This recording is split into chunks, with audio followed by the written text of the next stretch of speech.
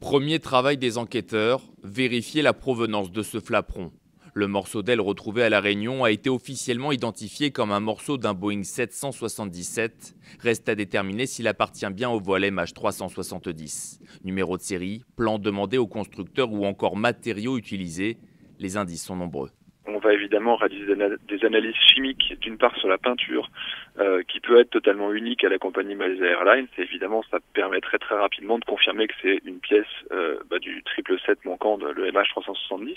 Seconde étape, l'analyse des métaux retrouvés. Le but des enquêteurs, étudier les ruptures de la pièce afin de reconstituer le scénario du crash. Ils ont entre autres un microscope qui agrandit 100 000 fois l'image, ce qui permet d'entrer pratiquement dans la matière pour voir qu'est-ce qu'a subi ce flaperon. À côté de ça, il y a le BEA. Le BEA, Bureau Enquête Analyse, qui lui est là pour, à partir de ce que va lui dire la DGA, en tirer un début d'enquête sur quelle est la probabilité de ce qui s'est réellement passé à cet avion.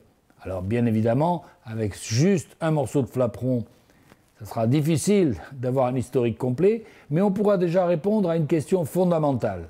Est-ce que cet avion a été détruit en vol ou est-ce que cet avion s'est désintégré en percutant la surface de l'océan ? Quant aux crustacés qui se sont développés sur la pièce, leur étude pourrait permettre de déterminer le trajet parcouru dans l'eau, ce qui livrerait des indices sur une zone où relancer les recherches d'éventuels autres débris.